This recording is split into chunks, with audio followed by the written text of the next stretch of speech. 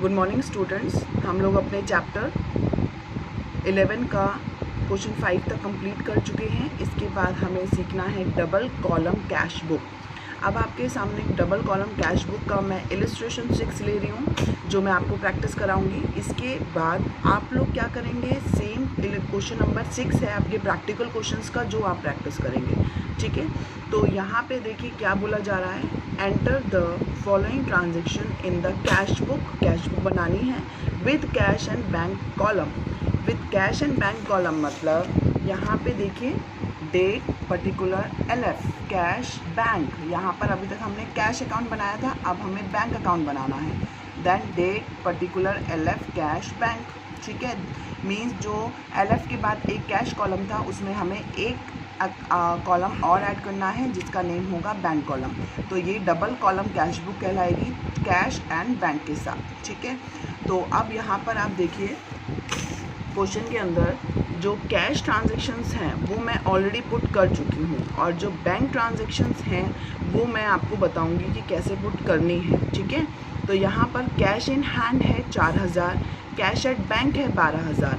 Means यहाँ पर दोनों बैलेंसेस का बैलेंस ब्रॉट डाउन है, तो इन्हें हम क्या लिखेंगे, 2017 जनवरी 1 टू बैलेंस ब्रॉट डाउन। ठीक है, कितना आएगा, 4000 in cash column and 12000 in bank column. ठीक है, ये इस तरीके से यहाँ पर ये बैलेंसेस शो करने हैं।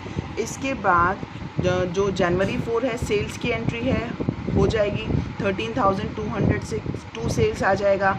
सुरेश से कैश रिसीव हुआ 2500 का, वो रिसीव हो जाएगा। इसके बाद 6, 7 एंड 10th एंट्री आपकी बैंक की है, अभी डिस्कस करेंगे। 12th में ट्रैवलिंग एक्सपेंसेस है, देखिए मैंने स्पेस छोड़ के 12th में बाय ट्रैवलिंग एक्सपेंसेस 1200 रुपये। इसके बाद कैश परचेजेस है 15th में, बाय परचेजेस 8000 रुपीज़। इसके बाद आपके पास क्वेश्चन में है 20th जनवरी के अंदर बाय मशीनरी। ठीक है, अच्छा एक सेकेंड, उससे पहले मशीनरी से पहले एक है आपके पास कैश सेल्स। कैश सेल है 15,100 की, और उसी डेट में ही आपके पास है मशीनरी हमने परचेज़ किया, कैश पे किया 6800, एंड 21 को इसी मशीनरी से रिलेटेड इरेक्शन चार्जेस पे किए हैं। तो अगर ये सेम डे होता तो अमाउंट ऐड कर देते, बट डिफरेंट डेट्स में है तो डिफरेंट डेट्स में सेम एंट्री पास होगी। पहले तो हम कैश सेल के लिए एंट्री पास करेंगे जनवरी 20th को, 2 सेल्स अकाउंट 15,100 कैश सेल है ये हमारी। इसी तरीके से 20 जनवरी को पेमेंट की एंट्री साइड आ जाएगा आपका बाय मशीनरी, क्योंकि मशीनरी परचेज़ किया और आपका कैश अकाउंट क्या हो जाएगा, क्रेडिट। ठीक है, ऐसे ही 21 में machinery debit and 2 cash 400 rupees. क्यों, क्योंकि ये वाले चार्जेस इसी वैल्यू में जोड़ दिए जाते हैं। ठीक है, इसके बाद हमारे पास क्वेश्चन में 30th जनवरी में एक एंट्री है बाय चैरिटी। चैरिटी पे की है, charity account debit to cash हो जाएगा 120 रुपीज़ से, वो आ जाएगा। इसके अलावा सारी बैंक एंट्रीज़ हैं, तो बैंक एंट्रीज़ के लिए हमें क्या करना है, पहले बैंक एंट्रीज़ देखनी है कि कैसे पास होंगी और कैसे उनको शिफ्ट किया जाएगा। तो आपके पास यहाँ पर है, आपके पास देखो 6 जनवरी से ऊपर की मैंने सारी पोस्ट कर दी। तो 6 जनवरी में है रवि से कैश वो चेक मिला और डिपॉजिटेड। तो चेक मिला और डिपॉजिटेड में हमारे पास एंट्री क्या बनती है, bank account debit to Ravi. बैंक में पैसा आ रहा है और गिवर कौन है, रवि। तो bank is the receiver and Ravi is the giver. तो बैंक रिसीवर होने के कारण bank account debit and Ravi क्या है, गिवर, तो वो क्या हो जाएगा, क्रेडिट। तो 6400 से ये एंट्री पास हो गई। उसके बाद हमारे पास 7th जनवरी में एंट्री है, सैलरी हमने पे की है स्टाफ को बाय चेक, तो एंट्री आ जाएगी salary account debit to bank 7600। ठीक है, इसके बाद हमने सुधीर को पेमेंट किया है बाय चेक, तो Sudhir account debit to bank. ठीक है, इसके बाद हमारे पास देखिए ये हमारे पास है मेन एंट्री, यहाँ पर जनवरी 16 में कैश डिपॉजिटेड इनटू बैंक की बात की जा रही है, cash deposited and cash withdrawn. ये देखिए यहाँ पर क्वेश्चन ये आपकी एंट्री नेम है 16 जनवरी 16, कैश डिपॉजिटेड इनटू बैंक मतलब यहाँ पर कॉन्ट्रा एंट्री पास की जाती है। अब ये कॉन्ट्रा क्या होता है ये मैं आपको कल लाइव क्लास में बताऊंगी। अभी हमें यहाँ पर कैश और बैंक हमारे दोनों एक साथ आएंगे, तो ये एंट्रीज हमें परेशान करती है। एक 16th entry, same 22 entry and 31। तो ये एंट्रीज कौन सी हैं जहाँ पर कैश और बैंक दोनों एक साथ आएंगे।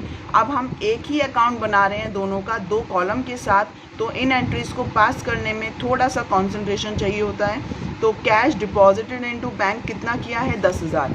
तो देखिए यहाँ पर बिजनेस से cash goes out, then credit and bank में रिसीव हो रहा है ये कैश, तो बैंक डेबिट। ठीक है, बैंक रिसीवर हो गया एज पर पर्सनल अकाउंट। तो यहाँ पर ये बैंक में डेबिट होगा और कैश क्रेडिट हो जाएगा। इसी तरीके से जब हम विड्रॉन करेंगे तो कैश बिजनेस में कम्स इन वाली कैटेगरी में आएगा, तो डेबिट, और बिजनेस गिवर बैंक अकाउंट क्या हो जाएगा, गिवर हो जाएगा इस केस में। तो गिवर के कारण क्या होगा, बिजनेस को रिसीव हुआ और इसमें कैश रिसीव हुआ तो कैश डेबिट, और बैंक गिवर है तो बैंक क्रेडिट। ठीक है, अगेन हमारे पास 23rd को देखिए, ये एंट्री हम पहले भी कर चुके हैं जनरल एंट्रीज वाले केसेस में। 23rd में आ रहा है कि अनिल से हमें चेक मिला और डिपॉजिट करा दिया बैंक में। नॉर्मल एंट्री है, हो जाएगी bank account debit to Anil. But 27th में बताया गया है ये क्या हो चुका है, अनिल का चेक रिटर्न कर दिया गया और बैंक ने डिसऑनर डिक्लेयर कर दिया। तो ये चेक डिक्लेयर हो गया डिसऑनर और बैंक से रिवर्स हमें एंट्री पास करनी पड़ती है। तो हमने पहले 23rd में जब डिपॉजिट कराया था तो एंट्री करी थी bank account debit to Anil. जब ये चेक हमने डिपॉजिट करा दिया तो एंट्री पास करेंगे Anil account debit to bank. ठीक है, ये एंट्री रिवर्स हो जाएगी Anil account debit to bank 4600 रुपये।